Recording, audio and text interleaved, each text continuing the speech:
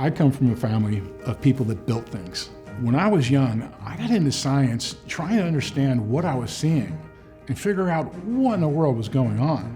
It amazes me that somebody could live in a world full of buildings and not want to figure out how they were constructed and how to make them better. My name is Lucas Hamilton, and I am the manager of Applied Building Science at Saint-Gobain, North America.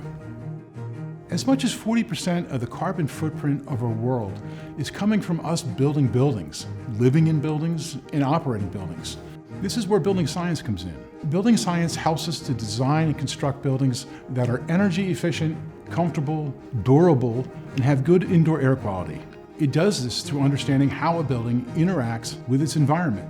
But building science isn't just about knowing how to assemble materials. It's about understanding how those materials interact and impact the whole system. Think about the human body. Feeling like a healthy person goes beyond the health and integrity of your bones and skeleton. All of your organ systems, your glands, your nerve connections, your muscles and your tendons need to work together to ensure that your body is operating at its best. At its current state, it's similar in construction.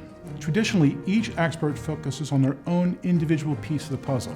A roofer might understand shingles, while an HVAC technician on the other end of the home knows mechanical systems. But neither of them are looking at the bigger picture. Manufacturers and builders need to ask themselves how these materials and everything in between come together to impact energy use, occupant comfort, or even long-term durability.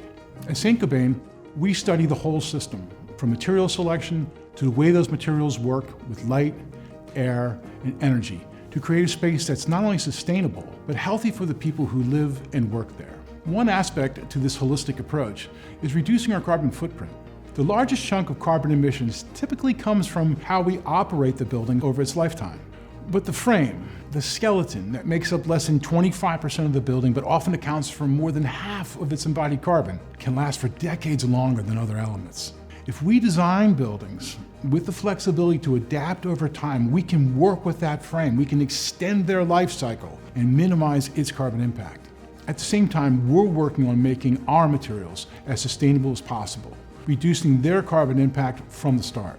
Ensuring our buildings last for many generations with minimal negative impact to both people and the environment means embracing building science, the science that helps us understand, predict, and shape the future of our buildings for healthier occupants and a healthier planet.